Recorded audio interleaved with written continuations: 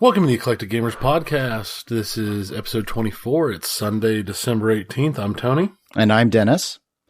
And we're going to talk to you about the end of the year in pinball, video games, and tabletop. It's the year-end review and a year in review. I guess it depends how you look at it. But regardless, we're just going to hit upon our items that we thought were interesting out of 2016 within the three topical categories that we cover and give our thoughts about them, because there's been quite a bit of activity going on across all three of these categories, of course, like you'd expect. And we've touched upon them throughout the year as we've done and are almost wrapped up our first full year of podcasting, actually. So we got a lot to talk about there. But first we have the open, which means the intros. So Tony, anything been going on that you want to tell us about? Yeah, actually it's been, I know I've spoken in the past, I've mentioned in the past, I should say, that I am a more blue-collar worker, but I've never really talked about what I do. And what I do is I work at a wastewater treatment plant. And the reason that's important right now is because for the last 2 weeks, I've been going and giving presentations to third graders about the water cycle. We have somebody from the water plant there and me from the wastewater plant. And we talk about our halves of the water cycle and how water goes. And I've learned that one of the funnest things in the world is seeing the shock on the kids' faces when they realize that everything they flush down their toilet gets cleaned and gets put back in the river, and it goes to the point where it gets pulled up and turned and comes out their tap again. That's right. It goes in their tummies. And the funniest thing is, of all of the reactions, I mean, you'll see these kids get a little shocked and get these looks on their faces, and they're like, wait, what? One of the teachers almost lost it the other day. I mean, she had questions and a lot of questions and was visibly disturbed when she realized that we just once we're done with cleaning all the water and everything, we just dump it back into the river. And then the water gets taken out of the river by water treatment plants.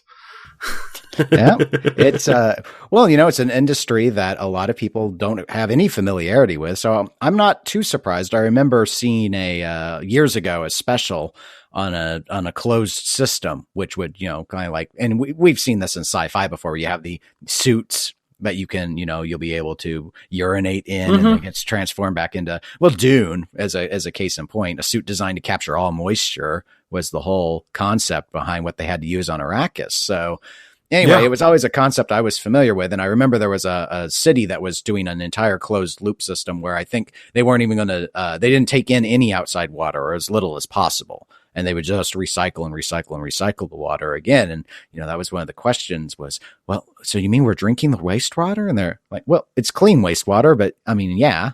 Where do you think all the water's been wastewater at some point? So, but yeah, I guess it really would come as a shock to a lot of people who don't think about it. Kind of like, people like to eat meat, but don't exactly like to think where the meat came from, sort of thing. Yeah, no, that makes sense. Because I can see that. I know I've read about and I've seen stuff on several cities now that do that, where their water plant and their wastewater plants are right next door to each other, and the effluent from the wastewater plant just goes straight into the water plant, and then they only pull out water when they need to pull out more water, because they just rely on that. So, I mean, it's definitely something that's becoming slightly more common. It's not a system we use, but it's a little bit of evil joy I get when you see the looks on their faces. Oh, the priceless little innocent faces corrupted by your cleaning habits. Yep, it definitely is. And the other funny thing is, over the course of these two, I've got a whole bunch more of these that I'm going to do, but one of the only person who's ever flat out mentioned and talked about and asked questions about poop was a mom. She won. Well, she's lived it. Even the kids didn't bring up poop. So now that does surprise me. Actually, I would have thought surely at least one kid. Well, that's what I expected. Thought he was when the I went class into clown it. would have done that, but oh well. Maybe eventually you'll get one. I have faith in humanity still, and that you'll get it. Hopefully, from a child. I got so many jokes set aside. Good. So outside of teaching our nation's youths Anything else? Not really. I've been working and trying to stay warm and getting ready for Christmas and reading books and just the normal stuff. Well, that's awesome. I'm not going to give an update on my work. A lot of things are in flux right now, and some of them in a good way, but we won't be diving into that. Though, interestingly, in relation to your occupation, when I first started where I currently work, where I think I've mentioned before that I do like operational and finance things at this point, but I actually started in a fellowship role doing public and environmental health.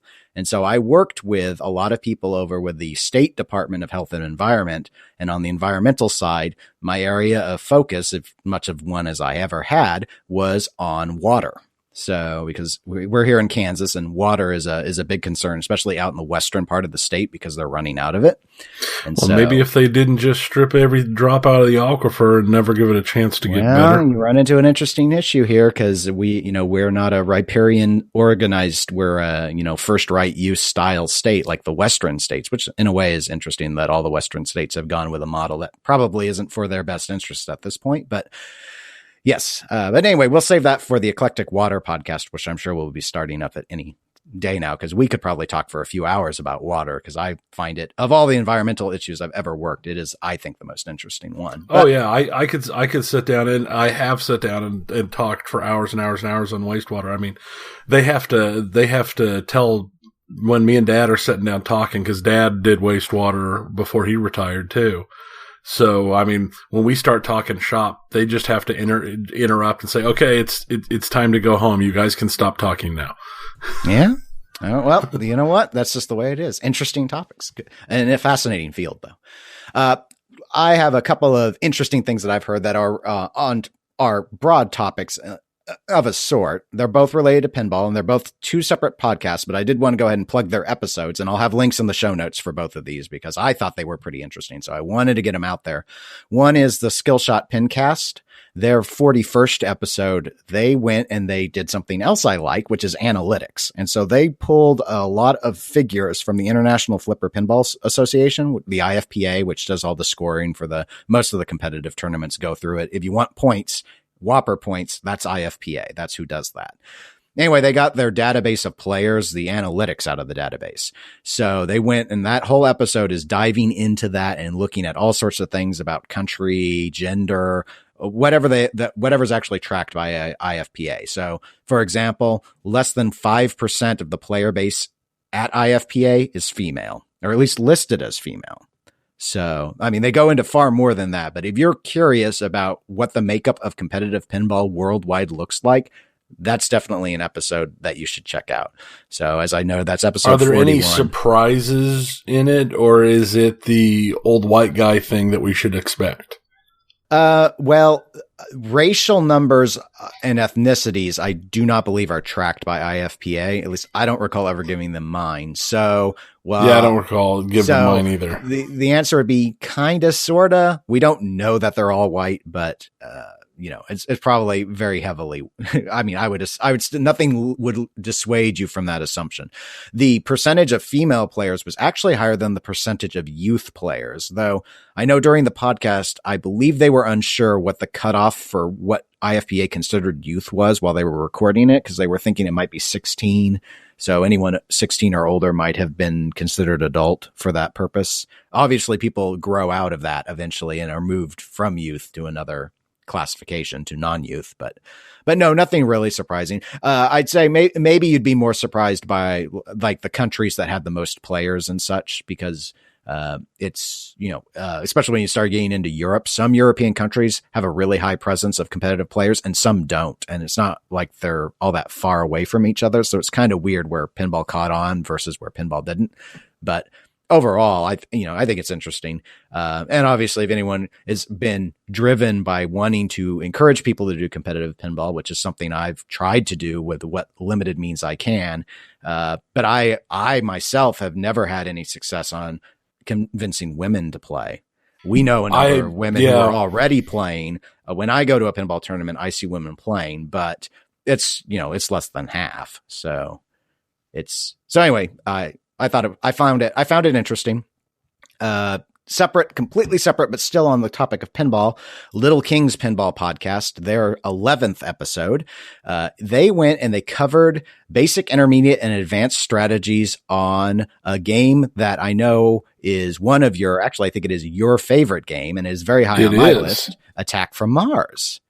So they did a really good breakdown on it. So if you have any familiarity with the game from Pinball Arcade or you've ever played it in real life, I didn't have any problem visualizing the playfield while I was driving and listening to this. So that's episode 11 of that.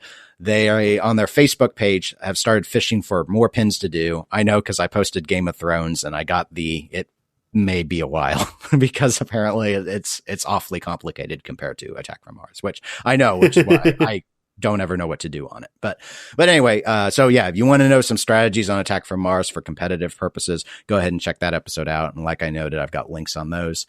Only a couple other things that I was going to mention. I did start a couple of new video games, both survival themed. One's called the Solus Project and one's called This War of Mine, The Little Ones. And I'm not far enough in either to say more than that. And finally, Superband Pinball project that I've been working on. Mostly, I've been waiting for parts to come. I did get the pop bumpers fixed. Half the pop bumpers were broken. They were broken for different reasons. One had the rod and ring, which is kind of at the end of the chain. You have to take everything apart to get to. It had the rods had snapped off the ring, so that was great. That just had to be replaced. And then the other one, the yokes, not just the fiber yoke, but there's also a stainless steel yoke that the coil at the bottom is thumping up to make the bumper push the ball away. It had somehow been snapped in half, both pieces. I don't know how the steel one snapped, but I didn't ask. So anyway, that had to be replaced. But they are all working now. So it's mostly the board work that still needs to be dealt with. But we did have a listener ask for photos on Facebook. So I did post some of the Superman photos I took on our EGP Facebook page, which is facebook.com/Eclectic Gamers Podcast. So that's it for my intro, and you've covered your intro. So I guess we're ready to get going. But before we can get going in the year-end review, we do need to do the 2016 Modern Era Pinball Designer Tournament Round stuff, because that's still going, but we're almost done. Almost done. So let's see. We're ready for the final matchup, but I guess listeners probably want to know what happened in round 3 before we actually announce that. But sadly, I'm afraid our predictions were very accurate. So nothing about round 3 is going to be surprising to anyone. Pat Lawler, I'll be a little, yeah. I'll say I'm a tiny bit surprised by the numbers.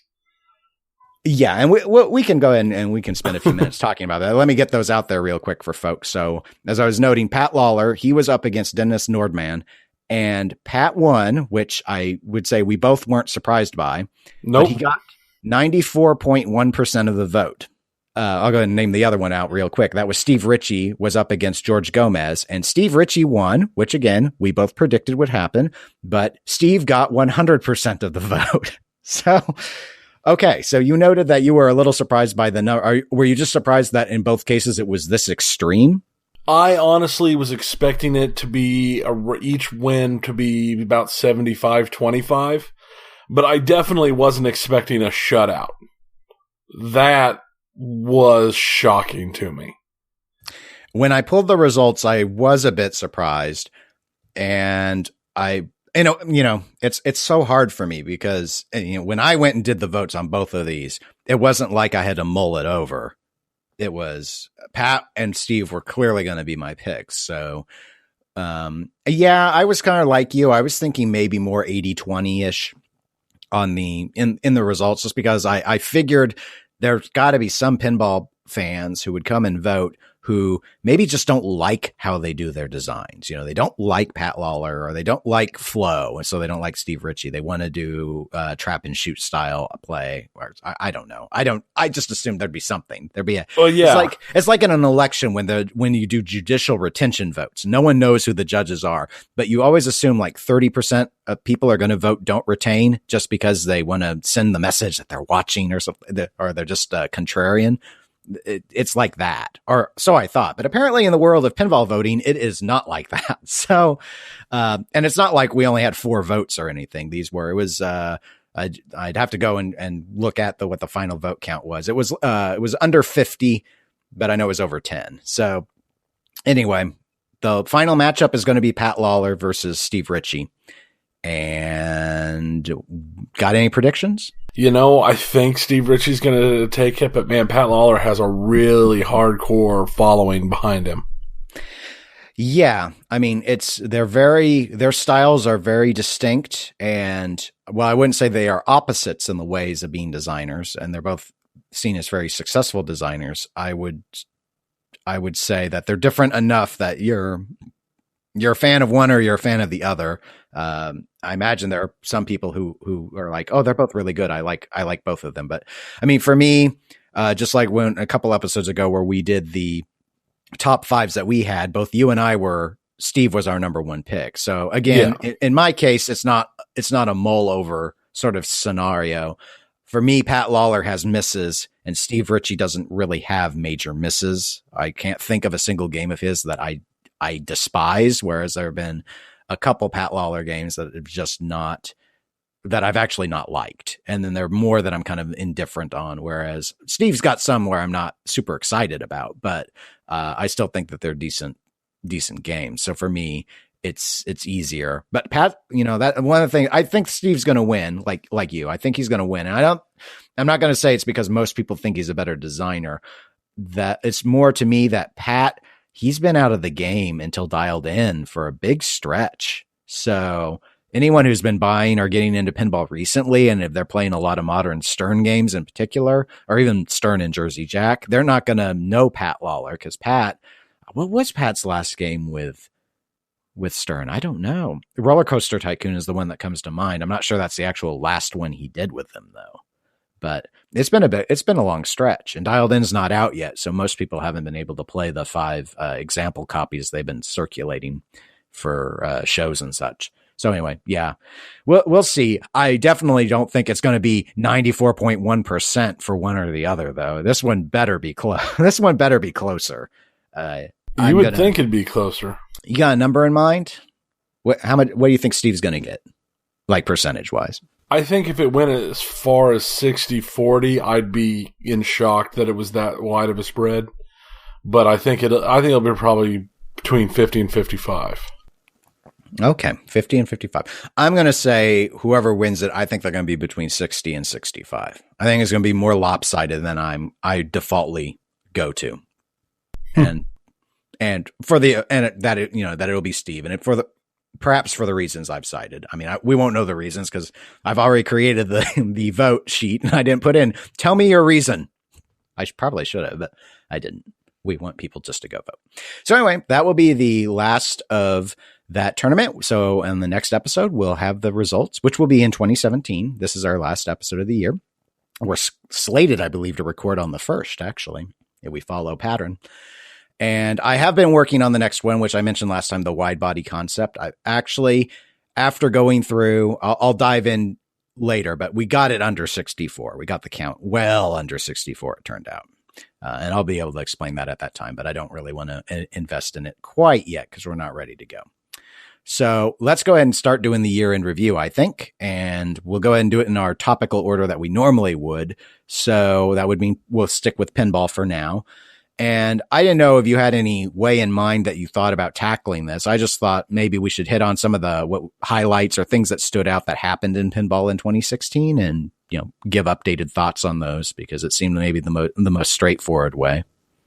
Yeah, that's what I was thinking about, just hitting the highlights for us and what we thought, especially, like what we've had, how our thoughts have changed since the original point in time.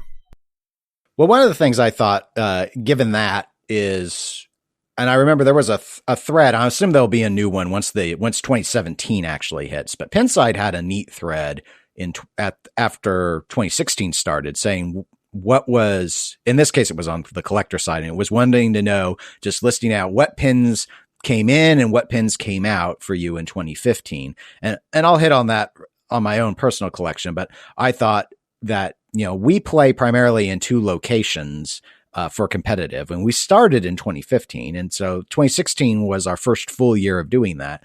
So I guess of the pins you've been able to see around, not necessarily just having to be at the three main locations that you and I play at, that you can throw in our trip to Texas and such, which happened early in 2016, but just sort of pins that you, that have come that you've been able to play and you wish, that you like, that are on location or that went and you were like, I really wish that pin was still around, or pins that have come in that you're like, oh, this pin was just not any good. Obviously, this doesn't constrain us to just talking about the pins that were built and released in 2016, which is good because there's just not that many to talk about. But, for example, Attack from Mars came to one of our tournament locations here this year. And it can stay there forever. And I really like it. I hate playing it competitively against people because everyone who's good and everyone who's not good knows that game. So the problem is really good.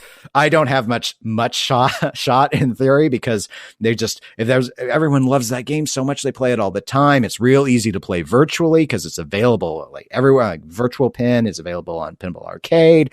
Oh gosh, but it's so fun that one actually swapped out for the Medieval Madness that we had on location. The Medieval Madness went to a different location, which we can still play at. They just don't hold tournaments there. And I like Attack from Mars more, so I'm glad that pin came in on location for us, and I'm glad that it's still there. Yeah, I am too. I mean, like we've said, it's my favorite game, and it can stay on location forever, and I would be a happy man.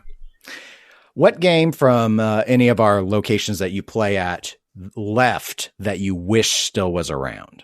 Dr. Dude. Dr. Dude, System 11. That's right. I like Dr. Dude. I hadn't played Dr. Dude before this year, and between it and Party Zone, I love them both. And I would really, really like to see one of those games stay in the lineups all the time.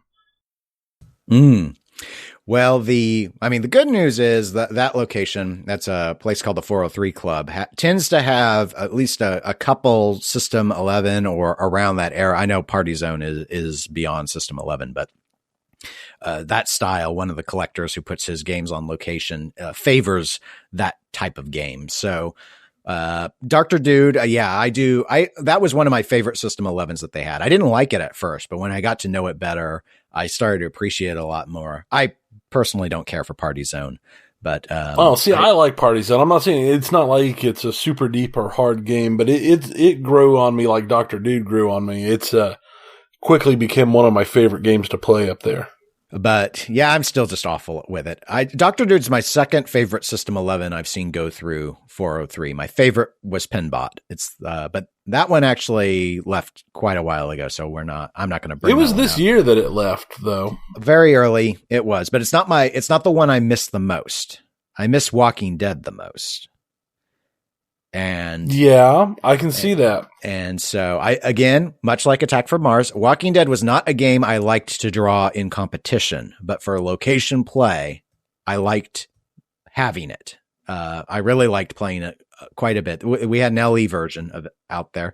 It actually was the longest enduring pin, to my knowledge. I mean, as of when I started to play, it was there. And it was the last of that lineup. They have a 10 bank. They have a 10 machine bank, and it was the last one to get cycled out. So I assume a lot of people like to play it because they kept it in there some things will only last not even 2 months and they'll cycle it out. I assume because it's not performing well, but that's the one I miss the most, from the location side. And again, that one was also 403.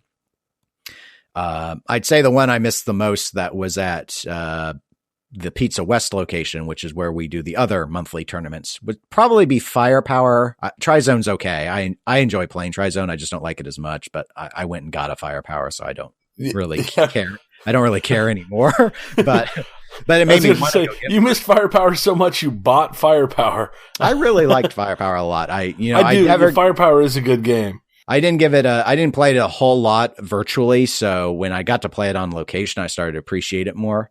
But I mean, even in Pinball Arcade, I liked it. It's an easy game to get frustrated with. So I guess in terms of just running through this was a very active year, I guess I would say, for my personal collection of pins in and out. When I consider that I first ever got pinball machines in 2012, and that had been up until 2016 my most active year. And now I easily eclipsed it because I finally got rid of some, whereas up until 2016 I never did. So I got rid of my Xenon, my 3 coins, and my scoreboard. So those were the 3 games that left. And then I can't say necessarily I replaced them with, but I guess in a way I did, replace them with Jurassic Park, Firepower, and Superman. And so that was one of the interesting things for me was, well, I didn't expect to get the Superman. So that was a surprise. The Firepower was one I'd been searching for quite a while, all through 2015. I just didn't find one at a good price. And Jurassic Park, I'd kept my eyes open for a really long time because everyone loves the dinosaurs. So anyway, that was pretty exciting for me, just in terms of that much turnover. I'll tell you though, every single one of those sales, other than 3 coins, was like, oh gosh, this is grueling. I'm always like pouncing on certain games, and when you have games that aren't as popular, they can really sit. Like Scoreboard being a wood rail, it just sat and sat and sat. And there are people. Your 3 coins set for a while too, as I recall. It sort of. I listed it on retrospect. It sat the least. The issue was I would get contacted by people, but they would they'd look at it, and then again, it was a 2-inch flipper thing, and that would kind of push people away. I think I priced it pretty well. Ultimately, I ended up shipping it because anytime all the local interest that I would get would peter out, or they want me to go lower than I was comfortable with on the sale price on it. But I think I only had it around for 4 or 5 weeks before I had the sale locked in. And I thought it was longer than that. I'd have to go back and check, but Xenon took quite a while. I started it way too high, and then because I didn't know what it was worth, and then I just needed to find someone who actually didn't care that Xenon didn't play well, because it's not a very good game in my view. It looks great. Looks great though. It does look good. Visually, it was the best in my collection, and I don't have anything that visually matches that. I suppose one could argue Superman might look better than Xenon, but it depends. Xenon's got that really cool mirror back glass. Okay, another year-end thing I think we could go ahead and talk about, it'd probably be Ghostbusters. Obviously, that was the big pin that came out in 2016. There are a couple on location here. You tried it all the way back at Texas. Yeah. What are your thoughts after? I still have not played a premium or an LE. It's only been pro experience. I've not played a premium or an LE yet. I will say that after this amount of time of playing Ghostbusters, I still enjoy it. Where after this amount of time playing like Game of Thrones, I didn't really enjoy Game of Thrones anymore. And I think that's a big telling thing to me, that Game of Thrones, I was like, But Ghostbusters, I'm always up to drop some more quarters into Ghostbusters. Yeah, I really like Ghostbusters quite a bit. I will often pick it in tournament play because it's so brutal. I have a chance against good players on it. I don't know exactly the best strategy, because you've got all those skill shot choices, and I've seen different approaches and I've tried different ones. And sometimes I think, oh, this is going to work better for me, but I have to factor in my capability of how long am I going to keep the ball in play sort of thing. And I don't have that figured out. But I'm less lost on Ghostbusters than I ever was on Game of Thrones. I don't, again, with Game of Thrones and choose your house. Okay, well, which I don't know. I know I don't choose the one that wants gold because there's no point. But other than that, I don't know what the best choice is. So, it looks great. I think it's been pretty fun. We've had our location ones have been, up until I think very recently, have been resisting putting on the newer versions of the software because I guess there have been a number of bugs that have cropped up in the various releases, and so people have been hesitant to do the updates. And I think the one at 403 was always updating, and the one at Pizza West was holding off until there were non-buggy updates, I think is where it ended up being. Okay. So anyway, I think it was a big success. I would guess this is why I know Stearns had a number of issues going on in 2016, and we've touched on those here on this show, briefly at least, in regards to like the clear coat issue that they really experienced with a lot of the Ghostbusters games when they started doing the LEs at least. But overall, everything that I've seen and my experience with the game is that it's a big hit. It's probably their biggest hit. I don't know what, since AC/DC, it might be their best machine out there in terms of sales. They don't tell us what their sales figures are at, but it feels like it would deserve to be seen as one of their best games. Not my favorite of theirs that have come out, but it is up there. I would be, of what's currently on the line, if not for Walking Dead, Ghostbusters would be what would interest me most to actually own, because I think flipped. The potential's there. I think it's the other way. I think I'd rather have a Ghostbusters than a Walking Dead, but it's a pretty close run. Or an AC/DC. I really liked AC/DC, but it's not on the line anymore. So no, that's a game I miss actually from the lineup at the local places is AC/DC. Yeah, I wonder if they'll rotate that back in. Yeah, it's I kind of got why I understood when they had Game of Thrones out, because they're both Richie design, but Game of Thrones, and this did surprise me, it left one of the locations. It left the one tournament location we had it at. It's still, I believe, on location at Nub's Pub, but I was very surprised to see it already go. Is it? I thought, isn't that where they put Congo? Oh, maybe it is. You're probably right. Okay, so it's gone from both locations. I just remember with 403 because it was a game I was afraid to get on tournaments because I never knew what to do. But I was still really surprised that it left, because it was one of the newer, it didn't last like Walking Dead lasted. It came in well after, and then it left well before. And it didn't leave that long ago. It left just in the fall. Yeah, but still, it didn't even endure a year. That's true. I don't know. I just assumed that people weren't dropping coin in it. I don't know. But and I have to admit, while I needed the practice, I often wouldn't play that one because I just didn't like that upper playfield. But anyway, that was a prior 2016 game, so we don't need to spend more time on it. Yeah. Also, I will say that the biggest pinball disappointment for me has been Hobbit. I don't think Hobbit lived up to what I hoped Hobbit would be. I had a lot of high hopes for it, and it did not hit the levels I thought it would be at. And unlike you, I don't throw a game out just because it's a wide body. I like wide bodies, but for some reason, Hobbit just doesn't flow with me. Well, that would be because it's a wide body. And I would have, and I'm sure I did, repeatedly tell you that Hobbit was not going to be a good game because it is way too fat to ever give you flow. That's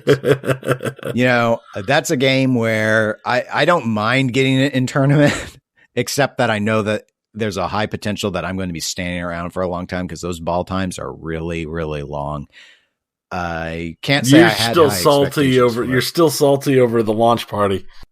Well, look, that was mildly embarrassing for myself, but even outside of that instance, most of the times where I've been put on Hobbit, I can't say I've always won the games. I think I've won some and I've lost some, but I'm not a good player. That game is way forgiving though. For outside of it having a per its settings at the location, a short ball save, with those double in lanes, it gives you, it's pretty merciful. It's not a drain monster. It's just not. I guess those middle shots that you need to make, if you brick them, that puts you at risk for them down the middle drain, just like it would in any, just like going for the barn would in Walking Dead or going for the Vengeance and Star Trek. Those, middle shots are dangerous shots and you just sort of accept that. But I can't say that it was a big disappointment for me, but I will say that it definitely isn't a game that I have any interest in possessing. And I don't think it's as interesting as Wizard of Oz was, but I also didn't like Wizard of Oz very much. But at least Wizard of Oz was hard, and I can blame the fact that I didn't ever get anywhere on it as to why I didn't like it. Whereas with Hobbit, sometimes I don't get anywhere, even though I've played for 5 minutes with one ball. And it's like, okay, well, some of this is just me being naive again, but some of it is just the ball is just floating around everywhere and there's nothing to hit. At least Wizard of Oz as a wide body, they actually packed it. But no, I just can't recommend Hobbit. I get some people love it. I don't get why, but it, no, it was about what I thought it would be.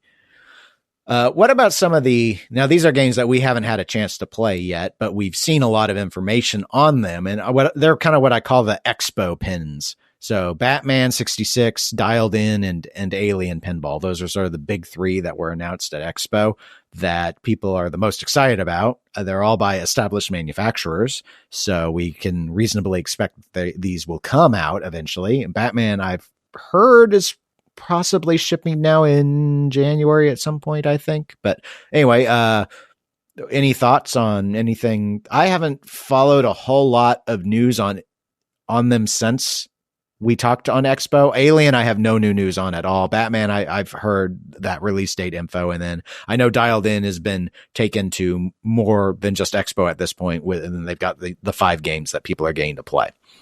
Yeah, no, I've not paid much. I mean, I paid attention to that lead up, but I haven't paid much attention to any of them since then.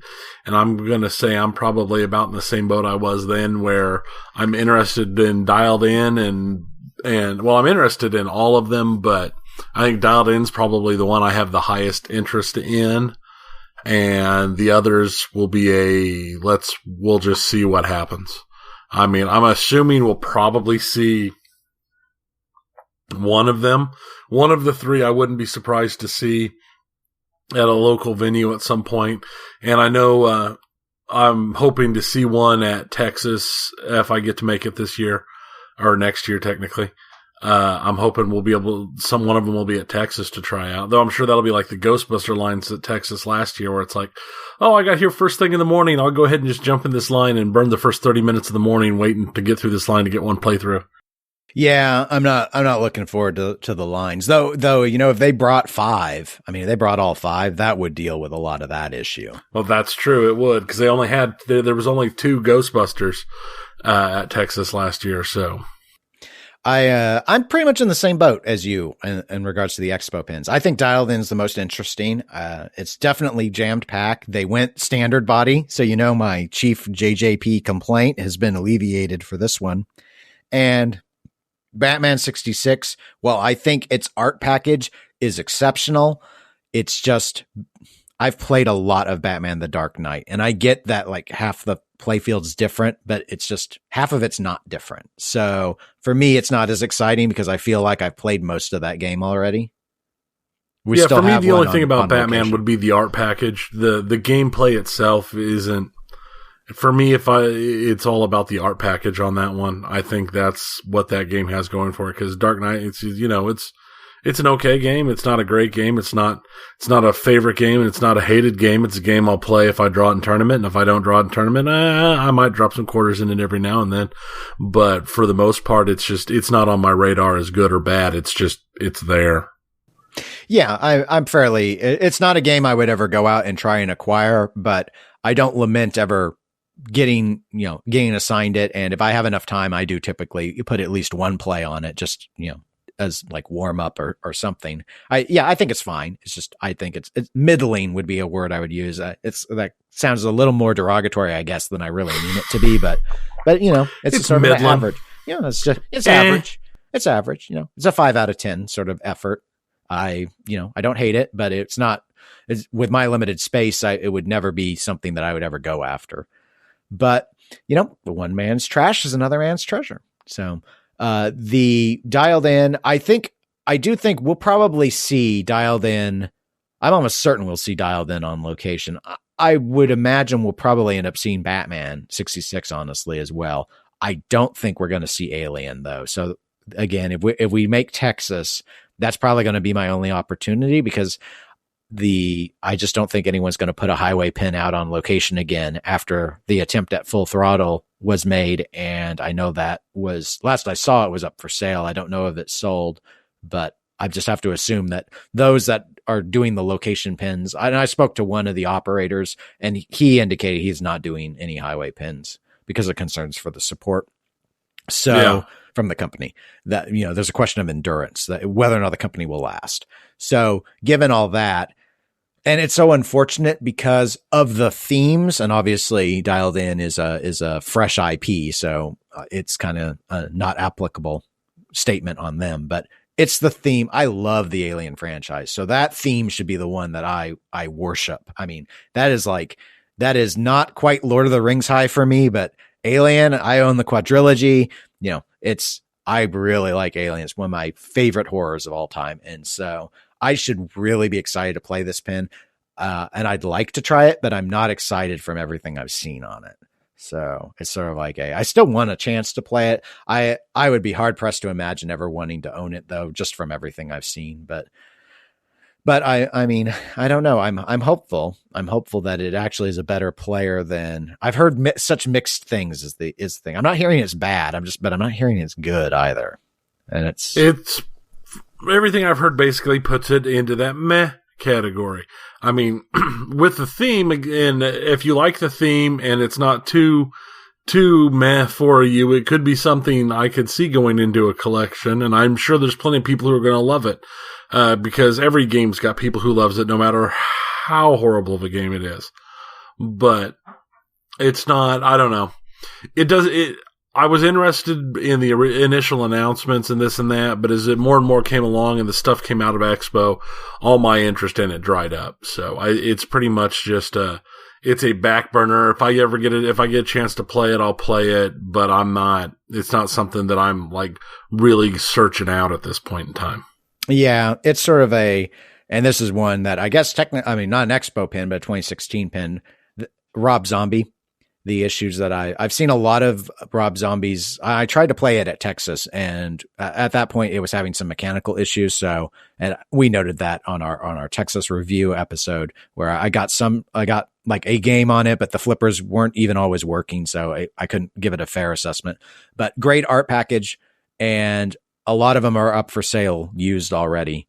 And it just seems to be that the gameplay isn't resonating with a lot of people. So it's one that looked awesome, but it just doesn't play to the taste of a large portion of the people who committed to buying it, who maybe had a certain expectation based off America's Most Haunted. I don't want to go in because I don't have enough experience, and I don't want to really go in on whether that's a good game or a bad game, but it's definitely a game that a number of people aren't keeping in the collection very long because they're still making those, and it's a limited count, and they're still in production. So, I'm concerned that Alien is sort of in that boat. Yeah, I can see that. I will agree that Rob Zombie had probably my favorite art of any of the games released this year. I mean, I liked all the Ghostbusters art, but that Rob Zombie art was just awesome. Yeah, Rob Zombie. Rob Zombie for me definitely had the best cabinet art on the side art in particular. Yes, definitely.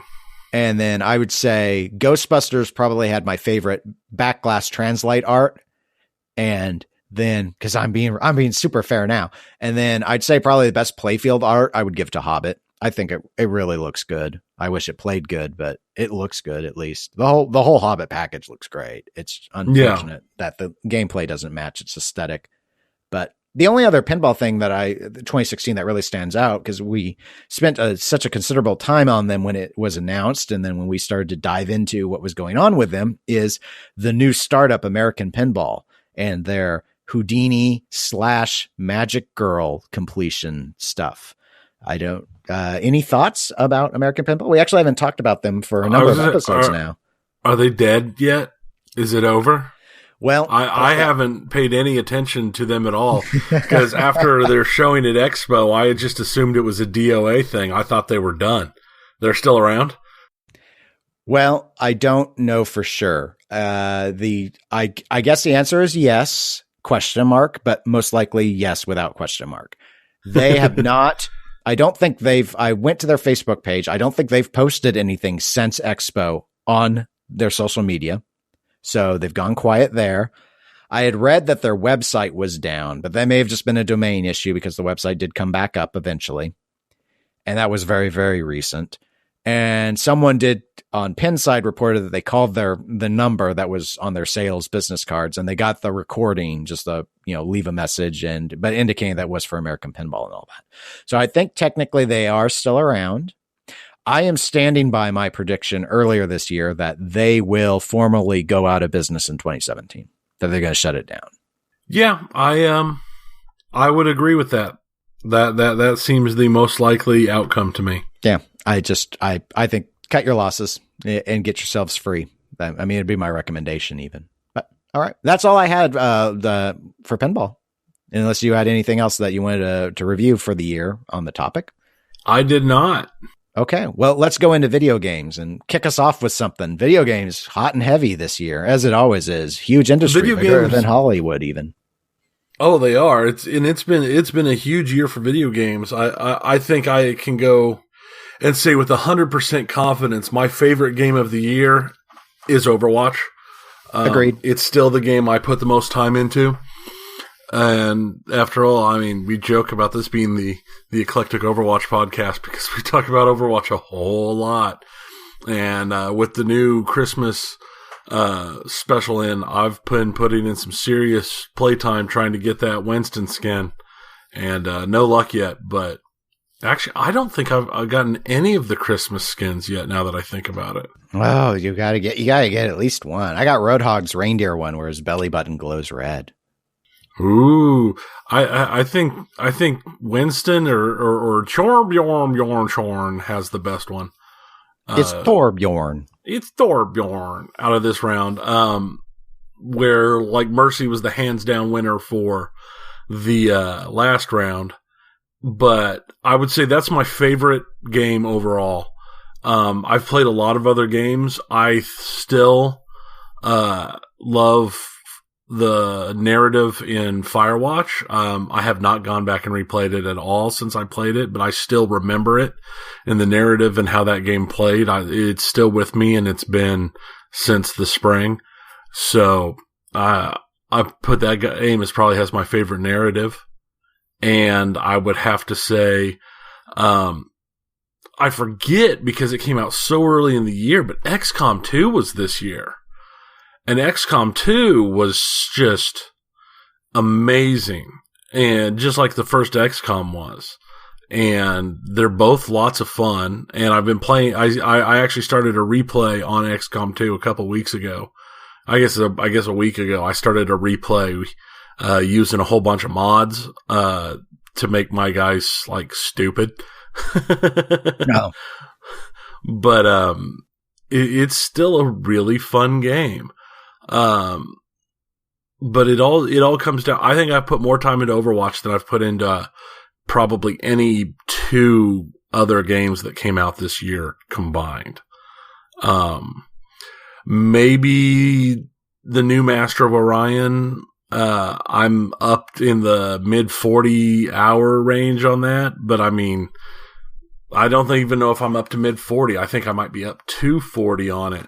But otherwise, I mean, I don't even know what I'm sitting at on Overwatch other than the fact that my Junkrat time's 25 plus hours at this point. So I know I've probably played Junkrat. Okay, wow, Master of Orion. I'm up to 51 hours on Master of Orion. So I've put in more time into that game than I thought I had. That is not an insignificant amount.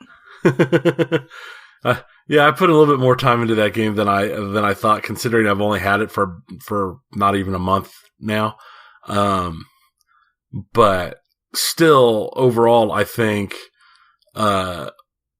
Overwatch has been my bread and butter game this year. I think the longest I've gone without playing Overwatch games has been, I don't know, there was like a week or 2 weeks in there where I didn't play anything, but normally I'd play at least 2 or 3 games a night. So, yeah, no, I completely echo your statements regarding Overwatch. I put this on our Facebook feed because the Xbox-oriented site True Achievements is doing their Game of the Year voting, and anyone with an account can go and vote, and accounts are free. If you have a gamer tag, you can go. It's got great stat tracking, so I do recommend the site for people who are into knowing about rarity on achievements and things like that.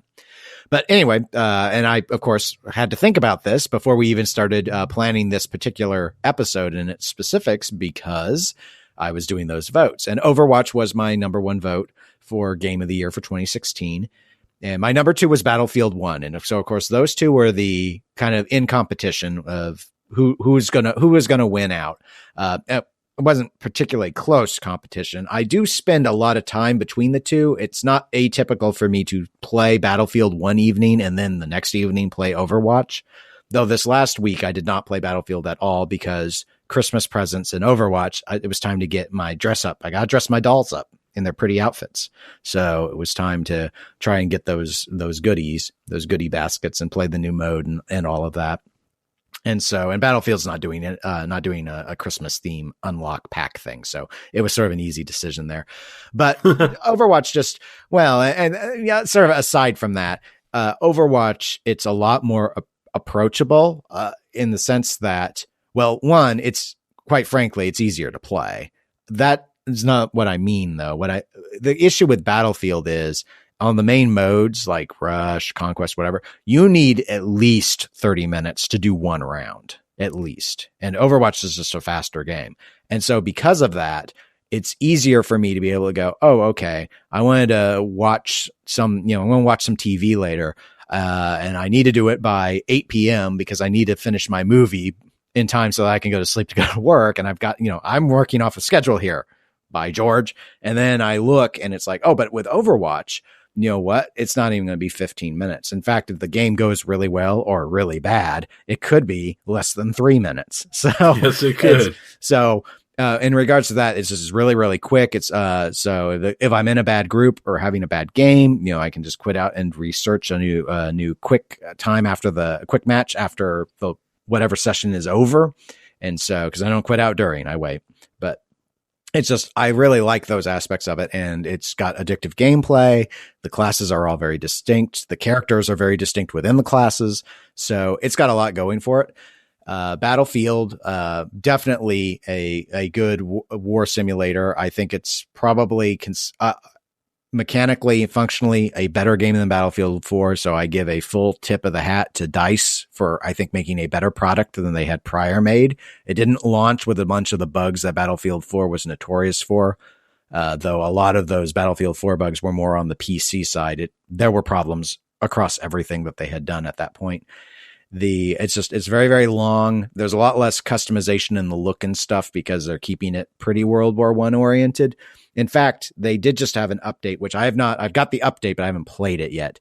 They put in a mode. I think they call it World War I mode, where one of your concerns has been addressed. They have a mode now where you will fight with actual period specific weapons, not prototypes. Really? So, yep. Well, that alone makes me more interested in that game than I was. Yep. So they got it. So you'll go in and you're not going to get those machine guns and stuff. It's bolt action rifles. Because that's what it, and in fact, what team you're on, it will restrict. Like if you're on the British side, you do not get to take your German sniper rifle. That's the Germans' weapon. So you wouldn't have it. You would have this. You get it. You get that. So it actually limits you specific to the armies themselves. So yeah, I watched a YouTube review of it, and the guy was very positive. He's like, yeah, in some ways it's a lot harder, because now people like who wanted to be snipers, well, I mean, you can still kind of like try and snipe, but they didn't have people out there with scopes all over the place. So now instead that class is basically taken off the table. The scouts, their value is still with the spotting flares with the flare guns and stuff, because they had those, but yeah, it's just so interesting little thing. So there's still going to be a lot of support because that game is so new. And I like the direction they've gone with it in a lot of ways. So it's not Overwatch good. It's a lot of fun, and it is my second favorite game of the year. I guess what I'd say my third favorite would probably be Forza Horizon 3. I'm not a big racing car person, and I don't think I've really spoken much about Forza here, but it's sort of my go-to game if I just want to chill. So I'll just pop it on and I'll drive around. And it's not like Forza Motorsport where it's super competitive, super realistic racing. It's competitive, but they got the rewind mode and all that. It's more, you're not supposed to crash into people like Burnout, but it's more, it's casual. It's casual racer. So I do that, and I still do a lot of Gyms of War, actually. I usually play a little bit of Gyms of War 3 or 4 times a week. And I might only play for 5 or 10 minutes, do a couple puzzles, and continue to work my character up. I'll probably let that fall out once I get my character all the way to level 100. But for the time being, it sticks around. So those are kind of the 4 games that I've really embraced quite a bit throughout the year, and that makes me happy. So anyway, Overwatch good. Though, I'm really glad that I did get Overwatch. So Overwatch is, I think Overwatch is the 500-pound gorilla. Get it in the room when it comes this year. I think that I'm honestly going to be surprised if Overwatch doesn't end up taking a lot of the game of the years on a lot of these review sites overall, just because of how big it hit. And the fact that they utterly annihilated other games that came out of similar style, just they were DOA. Like Battleborn was just pretty much wiped out by Overwatch as soon as it dropped. And Overwatch still is poor Battleborn. Yeah, they got taken out bad. And and it did help that on the day Battleborn released, Overwatch opened a free beta test. Did an open beta test for the 3 days, starting with the day that Battleborn released. Now, let me ask you, since we're in review here, but I'm going to do a little bit of ask you to be a bit of a futurist. What do you think is the fate of Overwatch going into 2017? Is this like Blizzard's new World of Warcraft, and they actually keep the momentum or even grow the player base, or does it start to lose out to the 2017 shooters because it's not capable of releasing enough free DLC, or are they going to do paid DLC? I don't know what your thoughts are. Do they think this is a franchise where we just keep Minecraft style or World of Warcraft style, which is more of their cup of tea, building on, or do they eventually go and say, well, we're going to do a Overwatch 2 at some point instead? I think it's more likely that they will do the occasional paid DLC releases, but I don't think it's going to turn into something.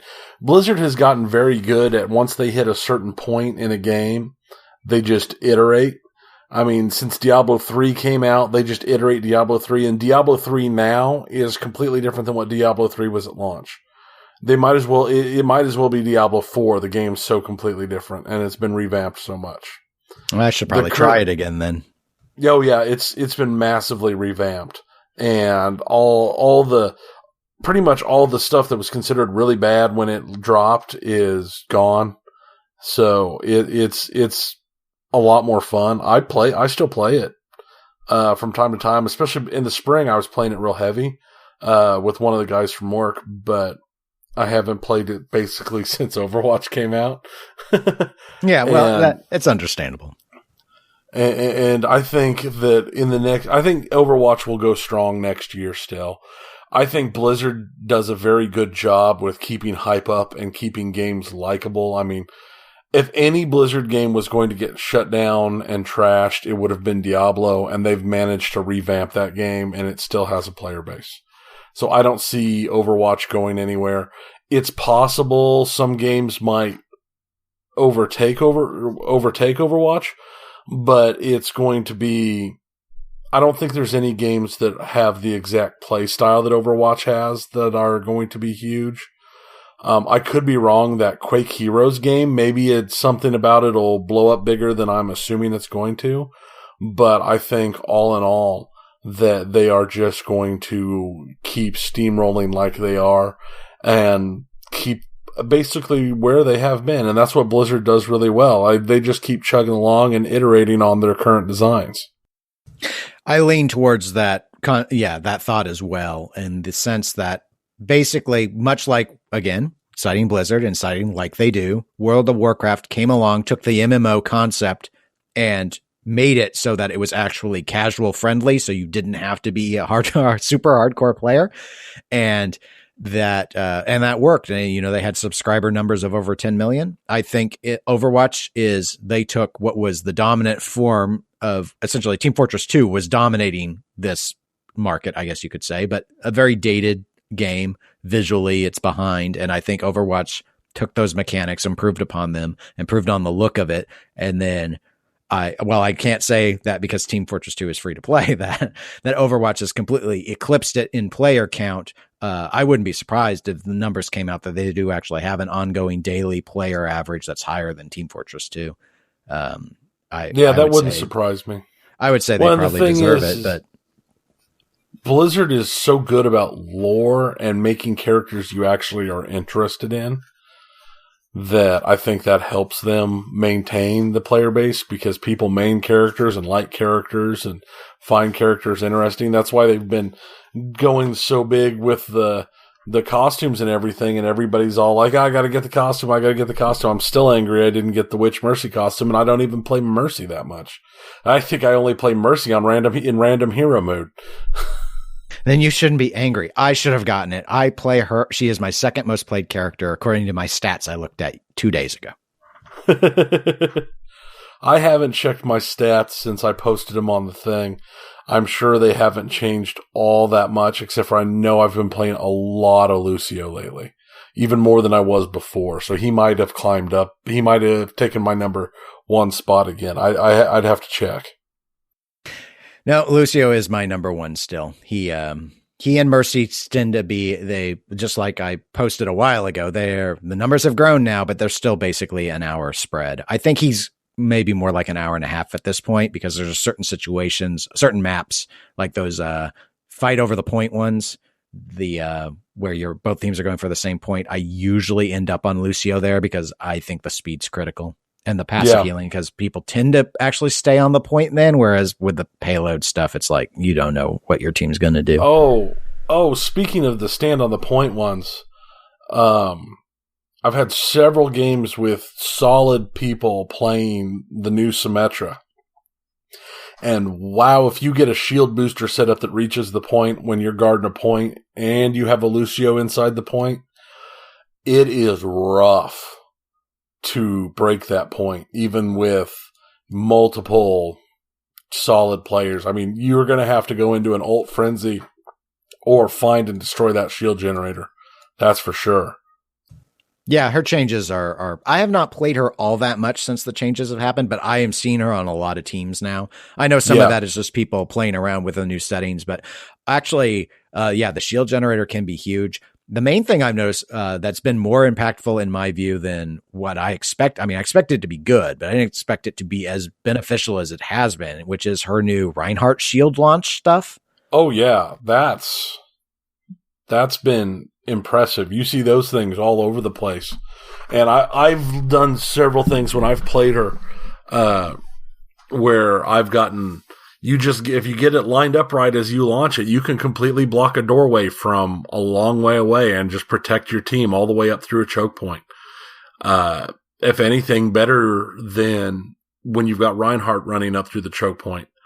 Especially if you have a Reinhardt, because then you basically get a double layer shield rolling through that choke point, and it's normally more than enough to let you break through. Mm-hmm. Yeah, it's the changes are good. They're very good for her. Shifting from Overwatch, but sticking with our year-end concept on the video game thing, I was kind of wondering, much like we did with the pinball thing when you brought up Hobbit, what video game would you say that you played in 2016 was the most disappointing for you? Well, that would be the game that was an indie game that I don't remember the name of, that I returned on Steam after putting like 45 minutes into it because it was so horrible. I don't even remember what the game was called. It's so bad, you've purged it from your mind. But open your mind, Quaid, open your mind. I'm trying to think. The only really... I don't have any games that qualify as like, oh, this game was bad. I've got games that I haven't put as much time into as I thought I would. Well, specifically, here's one I know we talked about earlier. When I first got it, I put a lot of hours into Battlefleet, Gothic Armada. And I just kind of fell off of it, and I haven't really touched it since, let's see, let me call up Steam and look at since the day Overwatch released. Okay, that might not be the best example. Yeah, I don't know if that proves anything. But for me, it's I would say it's not a game that came out in 2016, but it's a game I started in 2016. I believe I actually got it for Christmas last year. It's called Dying Light. I'd heard good things about it. I think and it's not. I don't think it's a bad game. I couldn't get into the gameplay. It's like a first person shooter style. I think it's got some like parkourish elements to it, but I believe it's very much designed to actually play in like a co-op mode. It's sort of open world while you're going in there's zombies, post-apocalyptic sort of yada, yada, yada sort of thing. But I tried to play it solo. It's got a solo mode. You can just sort of switch back and forth. And maybe I should have tried it with some just pickup people. The problem I had is I don't know anyone personally who owns Dying Light. So I only played it by myself. It got too hard. There was a big difficulty spike not all that far through it. I couldn't figure things out. It was, and what I was doing felt like it was getting really repetitive. So I was surprised at how, I don't think I was this disappointed versus what my expectations were than since Dark Souls, which now, to be fair, Dark Souls disappointed me way more than this did because my expectations were really high. I got like 4 RPGs that year as gifts on my list. I saved Dark Souls for last because I heard it was so good. And oh my gosh, I struggled so much to get into that game.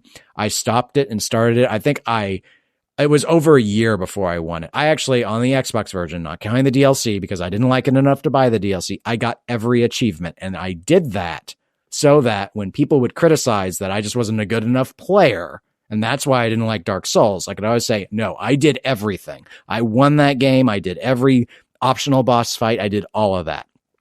So it's not that I'm not good. It's that game was buggy and glitchy, and people calling those bugs and glitches difficulty it was a lazy way to get difficulty. But anyway, this is not about Dark Souls. It's very, very old. It's got a huge fan base. So apologies to those of you who love Dark Souls. I just thought it was ridiculously tedious, and I thus have not played any more of them. But some people love it.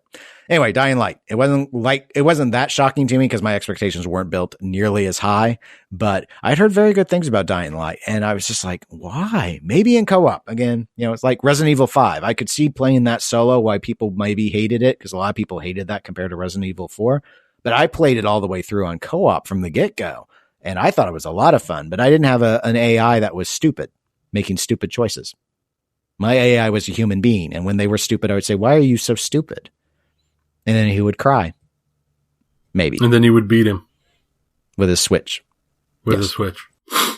Now, one game that I had high hopes for, and I heard a lot of good reviews for, and I don't know, I just haven't, it hasn't clicked with me as well. It's not a bad game. It's an enjoyable game. It's just Enter the Gungeon, which is one of those top-down shooters where you run around through a little like labyrinth maze thing, killing the enemies and this and that. And if you die, you're dead. Your run's over and you start over like Binding of Isaac.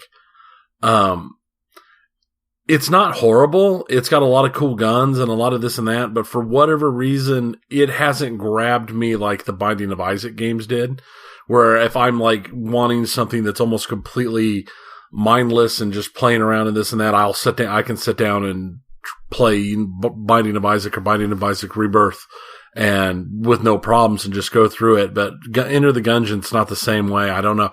It's a lot harder also. Maybe that's part of it, but it just doesn't feel as good to play.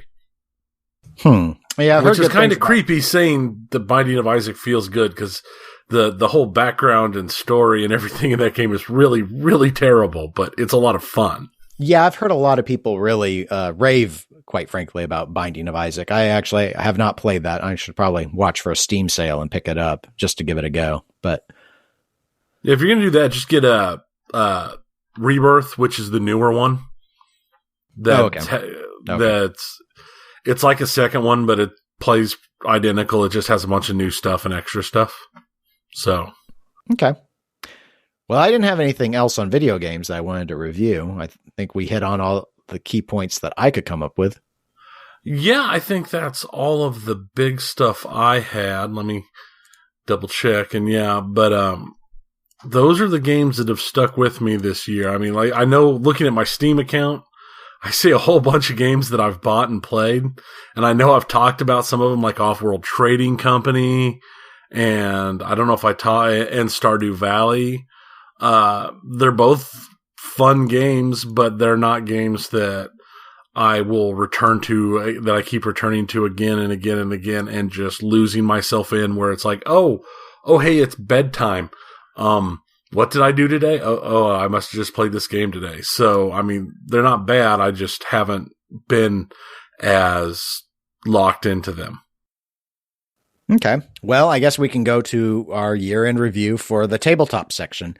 It's the tabletop. Yeah. So with tabletop, much like Texas Pinball Festival for the pinball side, both of us went to CantCon this year on the tabletop side. And I got my first taste of the D&D 5e iteration, which I enjoyed. And then another game, which I've already gone ahead and forgotten the name of because the play group was so bad that it made me not enjoy my time with them at all, which was unfortunate because I thought the game concept was really cool. Yeah, the game was good. I've got the book here somewhere because I won the book. Yeah, I don't know. It's somewhere. It was a fun superhero game. I've actually got maybe a little bit more than half of a run in that game designed and written out for doing an actual playthrough that I've been combined with some other games, kicking together ideas and stuff to eventually DM a game again. Yet I just keep getting distracted by other things that are more important and stuff. So maybe before CantCon comes around again, we can give it a run, because I've got a lot of good ideas that would work really well in a superhero game.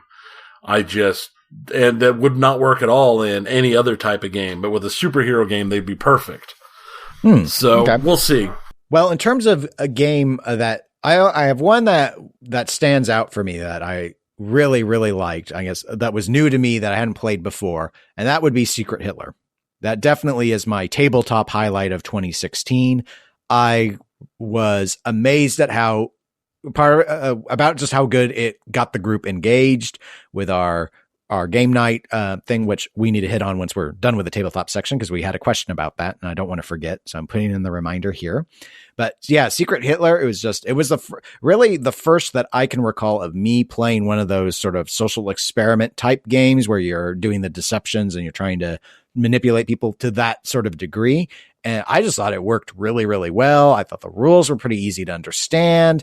I thought once people got, we did that trial game through it, it just kept going and going, and everyone wanted to just keep playing it. And we played it until we stopped the game night. So that definitely was my highlight, more than the D&D 5e or anything. Secret Hitler was a big winner with me. Yeah. Secret Hitler, I will also say, was my favorite new game of the year. And probably, it was my favorite new game of the year. It was a close run. I played another game this year that I really liked, that it wasn't new this year, but I'd never played it before, and that was the Castles of Mad King Ludwig, which I recall talking about in an episode, where it's a game where you're building a castle. I really enjoyed that game quite a lot, too. I just think Secret Hitler kind of locks in, with our particular group, is a game that locks in a lot better, and I'd like to play a lot more of that. I need to get a copy of that game picked up, because that game was a lot of fun. Oh, and I found the game from CantCon. It was the Ultimate Hero game system. It was the Dark Tide game that we played. That was the superhero game. Tide. Okay. Yep.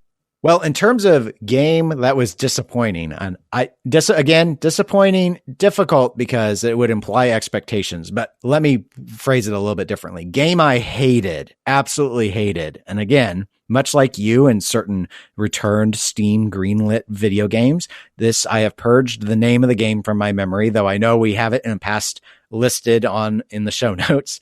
That one where we had to put the stupid things in our mouths and try and pronounce the words. Oh God, that thing.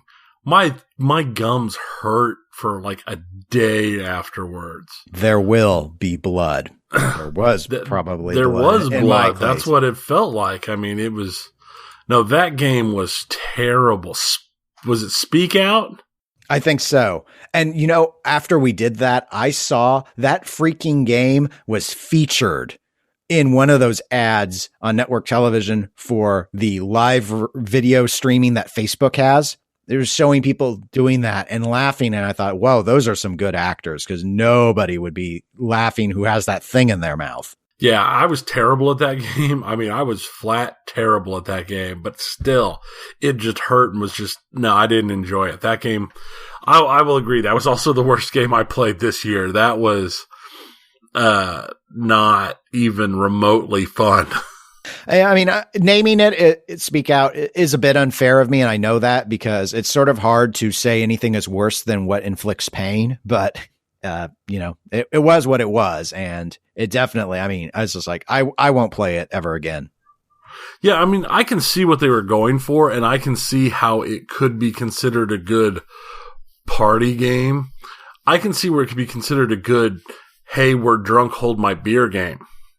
But I didn't enjoy it. Maybe I would have enjoyed it more if I was drunk, but maybe you wouldn't have felt the pain of having it in your mouth, but then you're going to be slurring all your words anyway. So I don't know. I'd rather just see you just jump on a table and collapse it. I know it's, well, if I'm going to get drunk and play a board game or play like a group game like that, it's either going to be like, Cards Against Humanity, or I've seen where a lot of people go and they make they use cut up 2x4s to make enormous Jenga matches.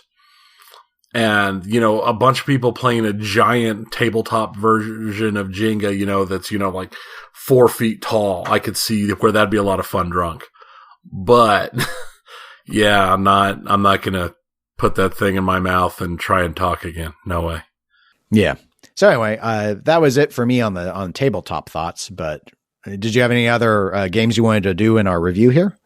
Yeah, I really enjoyed at CanCon. Like you, I enjoyed 5e.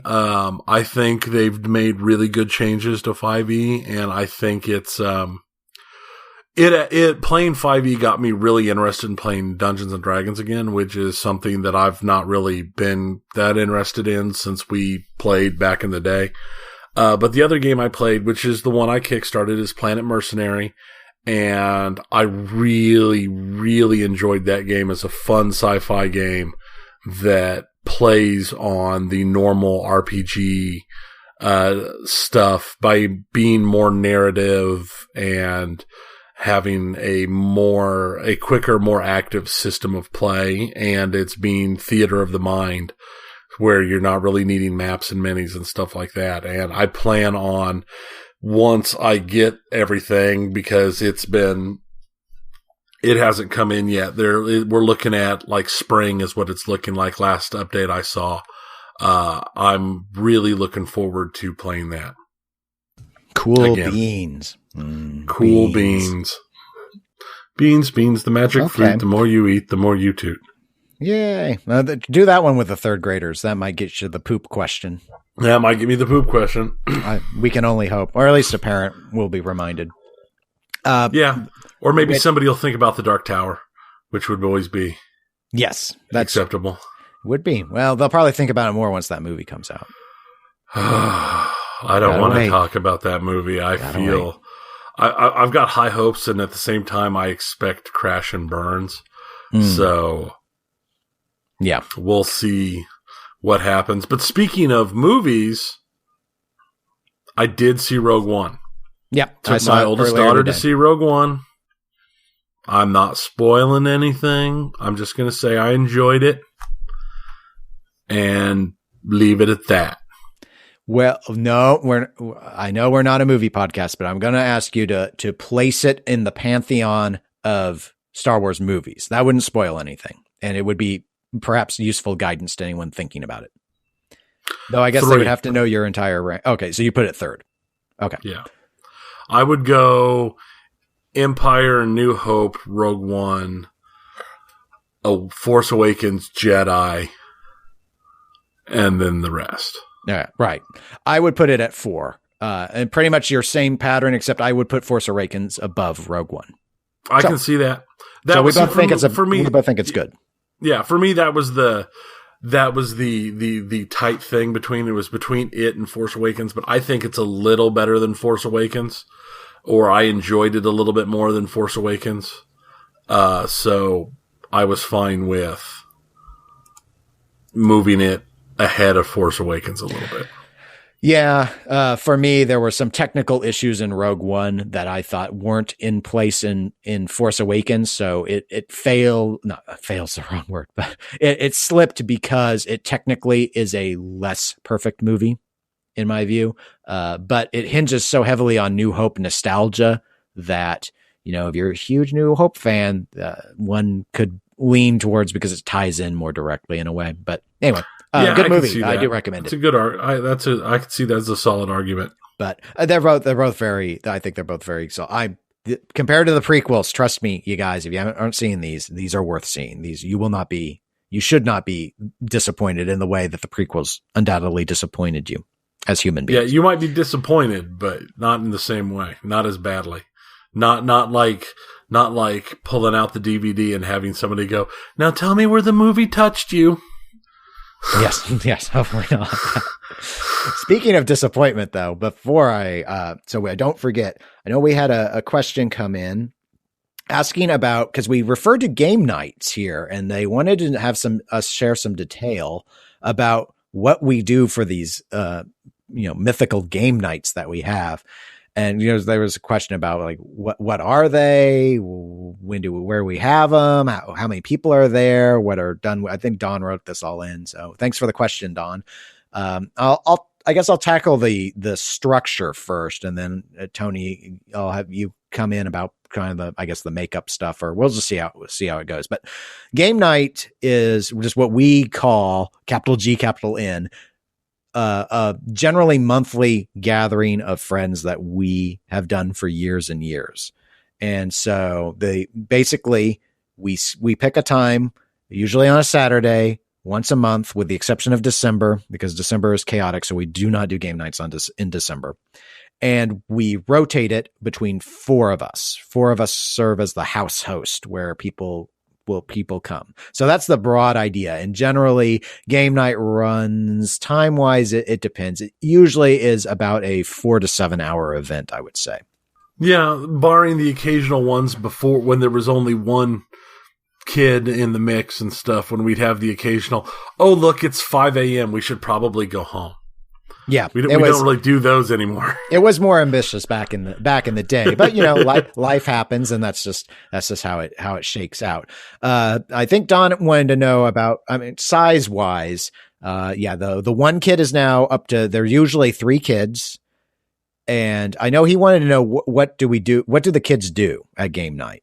They go insane. They scream. They run and they play, and they are the sheer insanity that is children.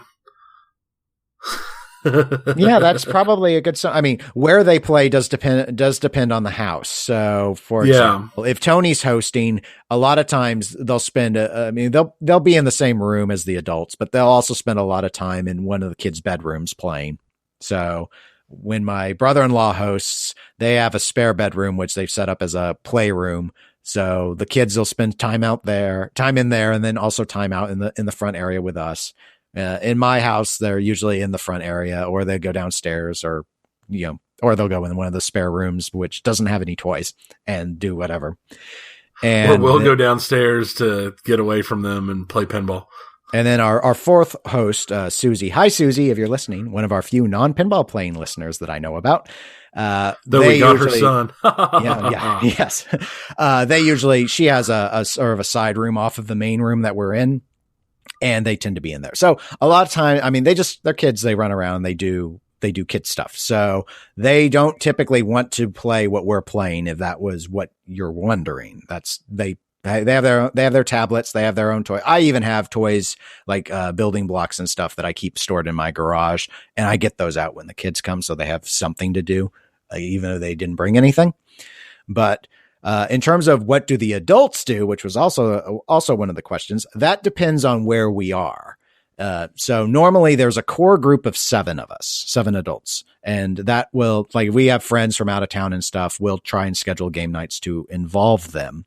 But what we play heavily depends on what location we're at. So for example, and I'm just going to try and make it easy for our listeners, I guess they're the 4 hosts. I'll just describe by one. There's me, the Dennis host, and then there's the Tony host. Then there's the Eric host, who's my brother-in-law. And then there's the Susie host, who I already mentioned. So those are the 4 locations we generally rotate through.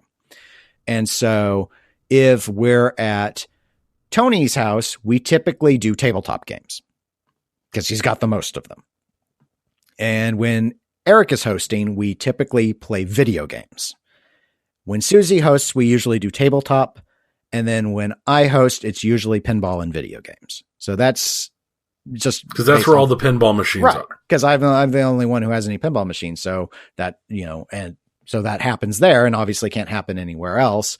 The Eric and me having consoles make it easy because the large TVs get consoles hooked up. So we're able to, pass controllers around and do that. And then Tony and Susie have big tables, so it's real easy to spread out and do the tabletop stuff and get everyone all in the same room and do that. It's hard to get everyone in the same room in my house, for example, because of how it's laid out. So. Yeah, you've got that. What is it? A front back split? Yeah. So so people are upstairs in my weird. Right. It's easy to talk to each other because people are going to be upstairs in the kitchen dining area, and it kind of overlooks the living room, and there's just a banister, so you can talk easily back and forth, but you can't really play a game that way, except maybe that stupid painful face thing. But we don't play that at my house because I have rules against that. But anyway, so that's sort of the structure of how we do it, and it's just we've done it ever since past.